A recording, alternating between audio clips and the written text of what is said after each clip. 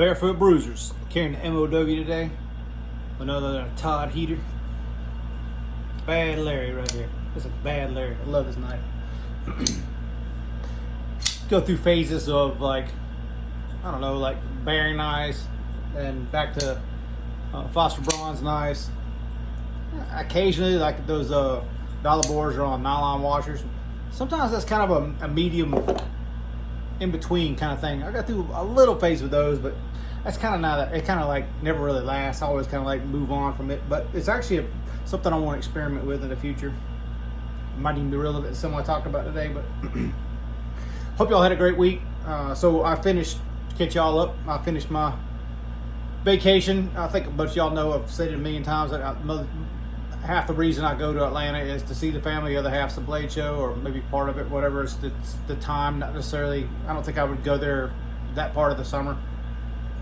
But you know, for y'all that don't live in like ridiculously south hot climates, like Atlanta's hot for most people, and it's humid there. And I've had a ton of hard time, I guess, inflammation in my leg, that sort of thing. Old injuries flaring up, and I think it's mainly because of the humidity. That's my guess. Like as soon as we got back here, I felt 100% better. But you know, you leave high 80s, people thinking it's hot, and the first day you get off the plane and it's 106 here. It's like, okay, high 80s ain't nothing. Like you can handle the high 80s. It's way different than that. So you see my face red. This is something to shop a minute ago. I cut the fans off, but I gotta leave the AC running. It's gotta have at least something in here.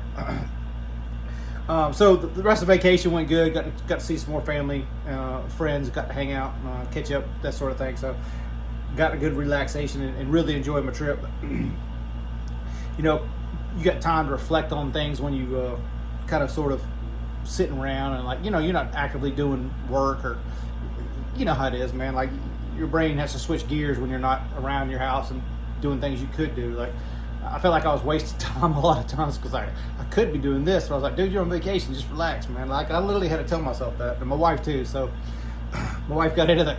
Y'all ever see, like, I don't know, as an adult, I think it's weird, but like I guess apparently it's a thing, like coloring books.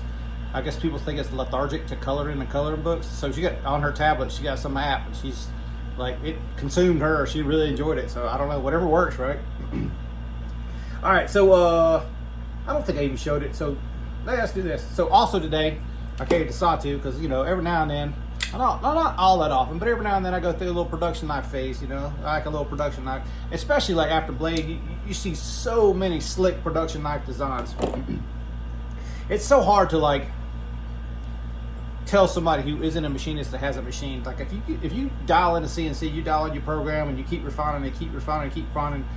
It's just a building block type thing. Once you get the, you know, your basic methods down, it's like adding little features to kind of make it better and better. And some of those guys, like I can't remember the fellow's name that did the protein. Y'all probably know him. Prince Customs, maybe.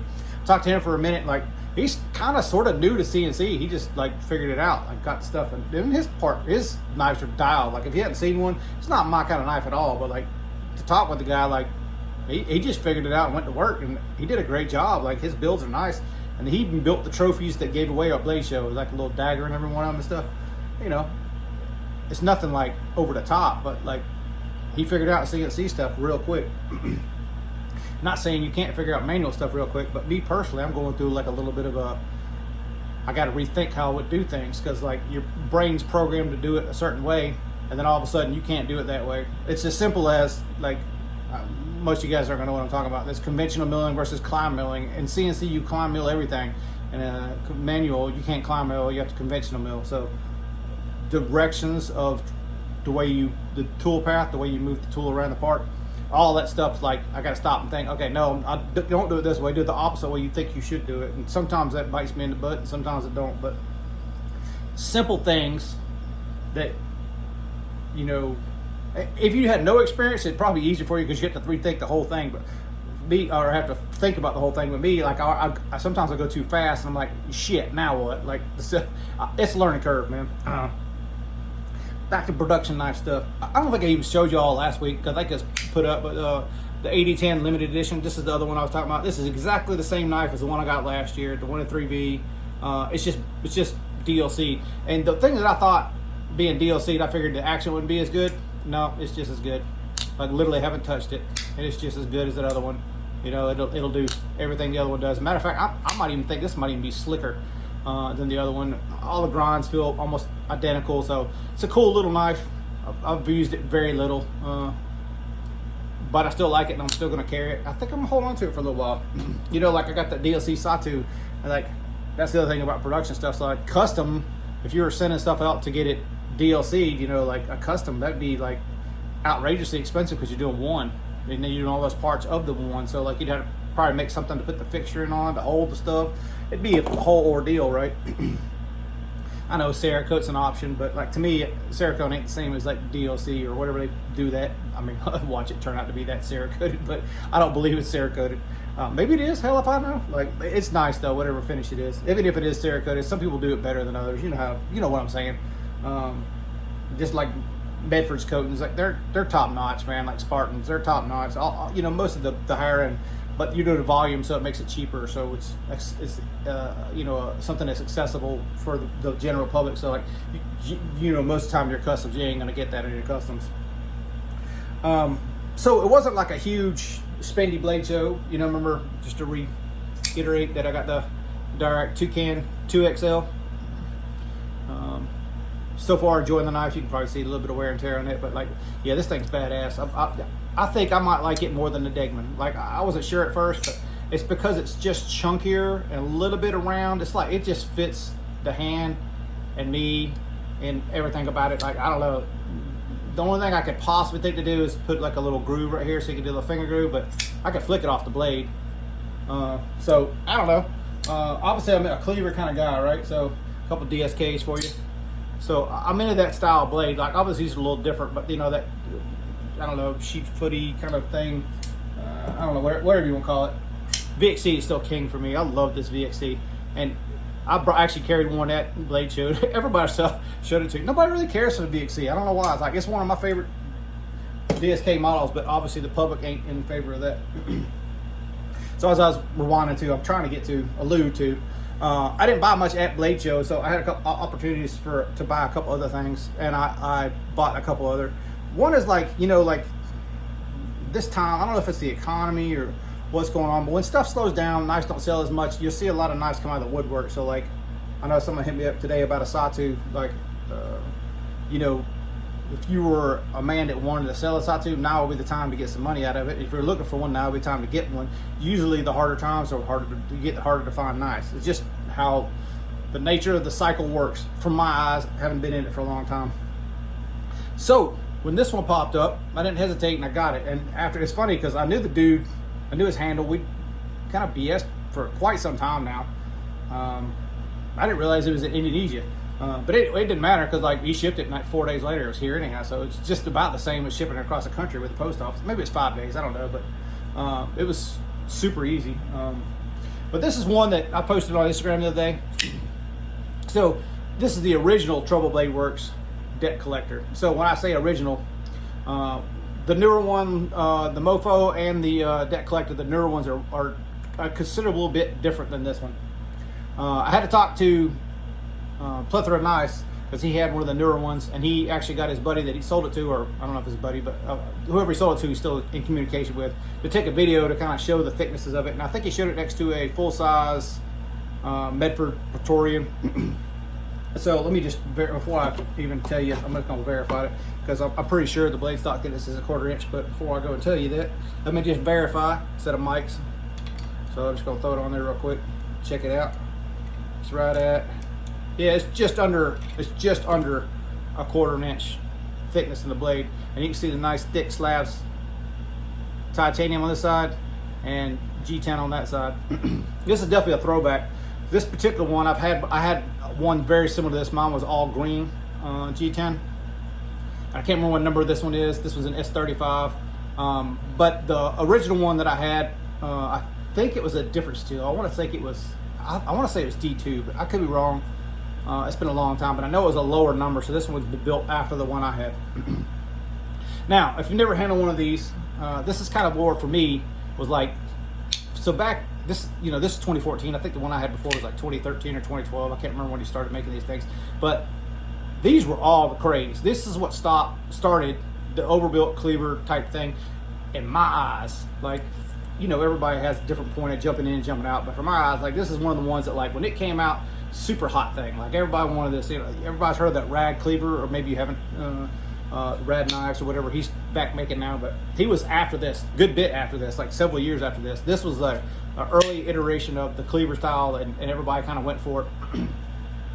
And I know the dude was like one of the hottest makers out there, and then I know he kind of disappeared. I've heard the story's kind of sad, but I don't know anything more about it, and I'm not going to talk about the dude's personal life because it really don't. It's irrelevant, other than he used to make handmade knives, and now they're not handmade anymore. So all the newer ones are CNC, and they're much thinner. So the blade stock is thinner than this, but still fairly thick. You know, it's like that mofo that I had, that Rick now owns, Ultimate EDC. You know who he is. Please go check out Rick's channel, because he honestly does way better videos than me.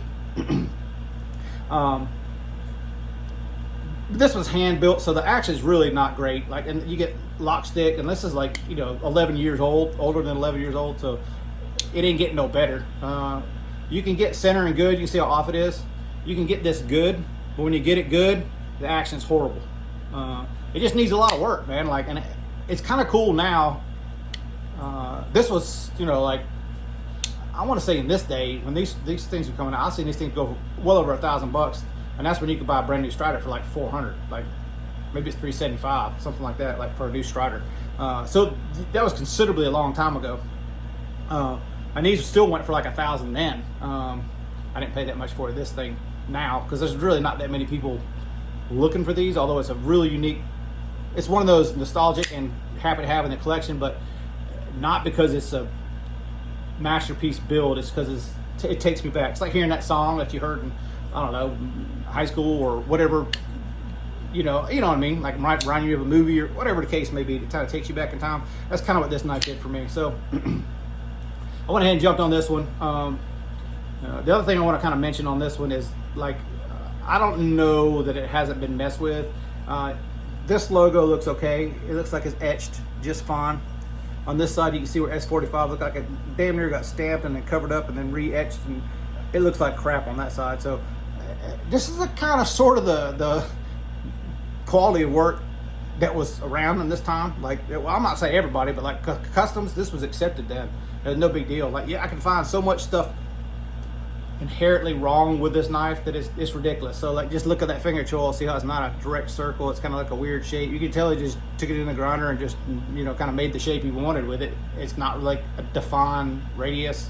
So, like, by today's standard, it's really not cutting the mustard, really, honestly. Action alone, centering alone, but it locks up fine. You never had a problem with lockup. Like, it's even loose like it is. Like, it's still, it's solid lockup. It ain't going nowhere to get this stick. So you gotta definitely, this is definitely a 2-finger knife. You're not gonna get it with a thumb. But I figured I'd share this one with you. The Triple Blade Works deck collector. Oh, one more thing I wanted to mention too. Like, if you look at the G10, you see how thick the G10 is? Oh, look at the ridge. So this started off like, I don't know, 3/8 of an inch thick G10, and then he kind of took his grooves and put in it. So like what's left, this skinnier spot here, you know, it's about the same as that. So, you know, pretty close to 200 thousandths or more.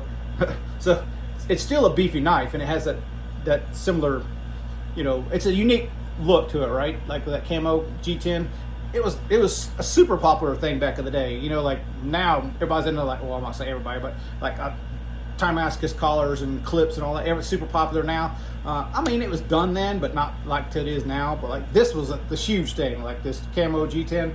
And it went out of fashion, you know, like everybody now is on like the carbon fiber crap, but to me, I like this still.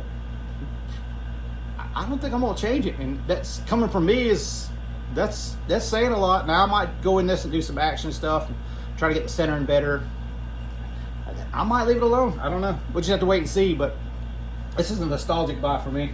But while we're talking about G10, because we wanted to talk about the Crusader for a minute, kind of moving forward, moving on, I guess. Similar to the same thing. Look how thick that G10 is. Look at this slab of G10 compared to the titanium on the other side. Hopefully you can see how thick it is.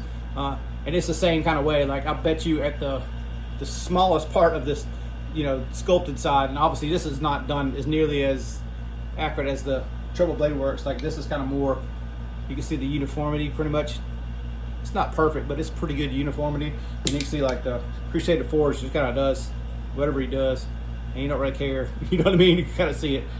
It's just his style. Like, I'm good with both. They're just different, right? Crusader as a whole is way cruder knife than that Debt Collector was, and Crusader's been making them way longer too. So this one came from Brother Zay, and when I got this one, I thought the same thing. I just thought, well, I've got to make a scale, and you can even see I marked off the hole, so I knew not to make the landing hole for it, because I wasn't going to put a landing hole in it. You know, I started looking at it, and I'm torn to do one of two things, and I'm not really sure which one I'm going to do yet. I thought about doing a complete reblade on this one, and then if I do reblade on it, I probably will move it 50-50 on that. The other thing I thought, because you have to put if you put a ton of lock bar pressure on it and push it all the way over, it'll lock up solid. But if it's just sitting here like it was, well, now it's not going to do it. But it has that lock rock a little bit, because it's, you know, it just requires that much. It requires that much lock bar pressure to get it to lock up. So the action is kind of on this one as well, kind of garbage, unless you loosen it a little bit. But this is running on nylon washers, which I didn't know Crusaders had a whole lot of nylon stuff, but like I'm coming to find out that nylon bearings, which is, I don't know, I never was like a, I don't know. Sometimes I get into makers and I kind of sort of know what they're doing, and like I've never known DSK Dan to ever make anything on washers, but I didn't know Crusader made stuff on washers. Maybe that was just me. Maybe I knew it back in the day and forgot it. I don't remember, but torn on what to do with this one. So this is probably like a couple months down the road kind of thing for this one, I'm guessing. I don't know. I could probably do a reblade fairly quick, like a week or two worth of work on it, and probably get a reblade done on it. And I might do that. I'm undecided. Because if I do a reblade, I can basically use everything that's here and just make it all work. And so I'm only doing the blade. The blade is super thick behind the edge. Like I remember this Debt Collector being super thick. You can see how big the secondary bevel is on this one. This one's even thicker. So if it tells you anything, like this is made to be a cleaver. Obviously, thicker blade stock and design goes with the style of what this was intended for, right? And this is too, like I guess they made these to like hack and everything else. I guess back in the day it was supposed to be a fighting knife or whatever else. You know, for utility use, I'm not saying it can't cut. It definitely can. It's just not what I expect out of my knives these days. Tip, I can reasonably take the tip as it is, but the main belly, so I'd have to do something like regrind or something, even if I made a lock bar insert to save this blade. So it's kind of my two options: reblade or lock bar insert. I don't know which one I'm going to do yet. I don't know. We'll look at it, I guess, down the road. And while we're talking about doing reblade stuff, let me go and talk about this one.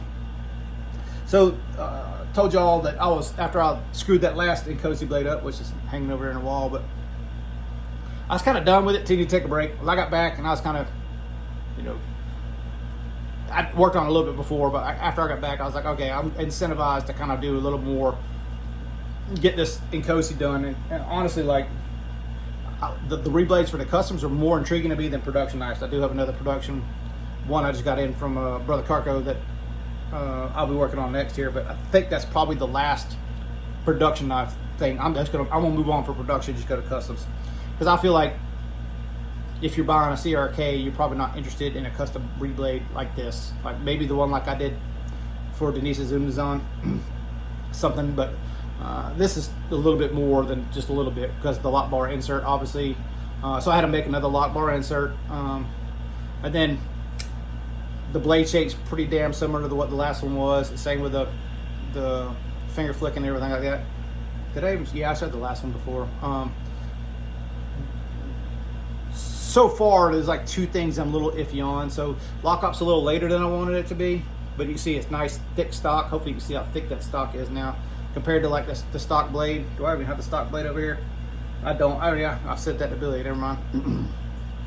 So you can see how thick that blade is. So the scales are 150 thousandths and the blade's like 200, a little over 200 thousandths. So obviously I'm not looking for weight savings or something like that, but I think I can make the design of the grinds a little more like into my style of what I want, like a little bit thicker at the tip, but like a nice good belly, hollow grind, main, bevel or whatever. But the detent didn't, it's kind of like a problem I'm having with these Incosis is the detent just don't snap in like I want it to. Like the more I study it, I'm like, is it something I'm doing, or is it the actual knife, like the design of the knife? Because the Unlimzon, I'm able to get a little bit better feel for it. But if you look at the Unlimzon, it's a little bit thicker lock bar, and it's seemingly the way it's cut and stuff. It doesn't have this flop in it. So I'm trying to hold this where you guys can see it. So it's closed right now, but I want you to look at the gap right here and see if it moves. See that? Do you see the whole lock bar moving? Hopefully you can. And it's not even all the way engaged. And it's moving the whole lock bar. So I'm like, you need to put a lock bar stabilizer in it. It's not gonna help the expand. It might help the contract, but it's not gonna help the expand. So like, I don't know, is there a good fix to make this detent good and crisp, or is it just what I'm, should I just get used to it and be done with it? So I don't know, man. Like, all right, how else did I get this to work? Because obviously the blade's, more or less 60 thou thicker than what it was. This stop pin, it's really no big deal, because you can probably see, hopefully you can see, am I showing the right side? Yeah. This is still, it's not all the way protruded like it was before, but it's still coming enough through that scale over here. It's still coming enough that it's still solid. It's not going anywhere. The standoff in the back, I thought I was going to have to make a new back spacer, but I ended up just stacking a couple washers on both sides of it, and it actually worked out really well. The only thing I had to modify was inside this pivot. I guess I might as well show you. If you're familiar with CRKs, this is going to make sense. If you're not, you're going to be like, whatever, Dave. You're just talking, which, you clicked on my video, so you know I'm going to talk. So you can see, hopefully you can, that this is kind of like sunk in a little bit. So what I had to do is go inside the pivot bore and countersink it another 60 thou. So hopefully you can see that little shoulder. I don't know if I can point to it or not, but so you can get close stuff in here. So from that shiny spot up, this little flat that's on top of that, it's about 60 thou. So I had to make both sides go in 60 thou. So then when I push the pivot in there, it has enough engagement on both sides. So you still got plenty of meat. Hopefully you can see, well, you can't really see because the pivot's in there, but it's got enough meat on both sides of that. So it's a little bit, it kind of went backwards for like if you were into like the total overbuilt stuff, like I am, like it went backwards as far as like you lost some of the toughness of the pivot in the titanium, but it's tougher than 99% of the builds that you'll go see, even the overbuilt stuff that I have. Like after working with these CRKs a little bit, like I realized some of the stuff they do is like, it's over the top for such a small knife and what it's built for. So pretty happy with overall like this build. I'm just gonna wait and do heat treat for a couple at once. I don't think there's a point of doing it right now. I did make roughed in another lock bar insert, because if the detent feels like it does, and I can't really get it dialed in any more than what I am, I probably am gonna try to make another lock bar insert and see if I get that detent a little better and maybe lock up a little bit earlier. It's about my only complaint on that one, but I hope to get done with that one soon. And then kind of move on to some other projects. I was talking about like the chance to reflect about stuff, after the fact, and I'm kind of just relaxing, enjoying the vacation part. And so what I've kind of sort of contemplated is going back and doing some like regrind stuff. Like a lot of people had showed me or were talking about some regrinds that they had seen or I had done for them or whatever at the show. And I'm happy that all those guys are super happy with the work. And honestly, when you grind a lot, you're continually doing it. I was better then than I am now, 100% without a doubt. So I need to do more practice and that sort of thing. So I probably am going to open up for regrinds. I'm probably not going to do it until like the end of the summer, because, well, one, it's hot as hell, and two, I think it's like the middle of August. She goes back to work, and then I'll have more time to, or she goes back to school rather. I'm sorry. And then I'll have more time to work on stuff, not dealing with work schedules as well. And then I'll probably open up. I think I'm gonna at least start with, after I get through with these, a few that I mentioned to you guys. I think I'm gonna open up possibly doing reblades. I think I'm gonna limit to customs, or at least something that's not off the shelf readily available kind of thing. Like, I'm not saying like reblades are, but like CRK, like if you break a CRK blade, you can pay them to put another blade in your knife. I don't know what the procedure is, and I can't remember how much it costs.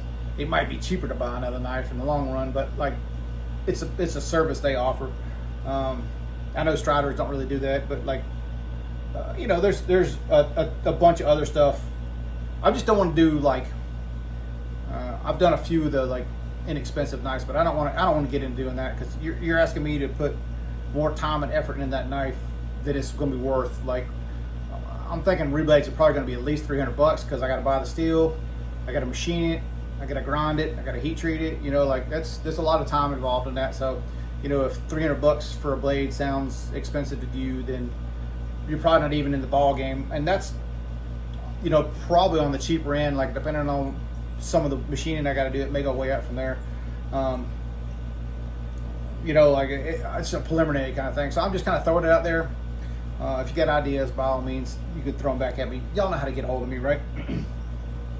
And lastly, I want to do a little community shout out thing. It's mainly to make you aware if you're not already aware, and I should have done it at the beginning of the video, but I'll probably mention it. I'm definitely going to put it in the comment. Brother Cornbread. So if y'all don't know Mike from Hunting for Hookers, is a YouTube channel. He's more into traditional knives. Like most of his content kind of goes around traditional knives, but he's had a couple modern knives. I met him through Billy and Courtney's channel, Apex Alchemy, and actually became pretty good friends with Mike. You know, as far as internet stuff goes. But I got his phone number. I've talked to him on the phone a couple times. He's tried to help me with CNCs in the past. But Mike and his wife are going through some stuff. Well, I guess his wife has some medical issues. And he not the type to ask for stuff like this, but I did talk to him on the phone, asked him if he needed anything. He said, yeah, I got to go fund me. So I was like, all right, cool. I'm going to try to help Mike the best I can. So I made a little small donation. It don't have to be huge, but if you got a couple extra bucks, hit up Cornbread Mike. I put the GoFundMe for his wife down there. I believe she got pancreatic cancer, if I'm not sure. But like, you know, like as speaking on someone else's health stuff, I don't really want to get into all that. Like, it's really not my business. Other than the man is struggling to try to take care of his family the best he can. So, you know, that's just it. You know, it rings true. I'm sure a lot of us have faced it, but like I just watched Eon's Edge go through it. Lost his wife, and he's not much older than I am, and I don't think Cornbread's a whole lot older than we are either. So he might even be Cornbread, might even be really close to the same age I am. Either way, it just hits home for me. And so I'm going to mention him. The other one is the Bluminati Ninja, which I don't really know Bluminati that well. I've talked to him probably a couple times, but like you know, he lost his house to like a natural disaster. So if y'all can help him out too. I don't have any information on him directly. There's probably other means I probably should have investigated more. But at least keep him in your thoughts, prayers, if you believe in all that stuff. 30 minutes. Y'all tired of me rambling yet? I'm gonna try to get this mic thing figured out, because I know when I listen back to the videos, I get tired of hearing the AC. And honestly, if I had mics on, I'd run the fans right now, so I'd be cooler and we'd be sitting here in the heat. But we're gonna call it for this week. See what progress happens for next week. Hopefully I'll get at least that CRK dial that maybe started the next reblade, which is probably that Heretic. I don't even know what the Heretic model is. Wrath maybe? I don't know.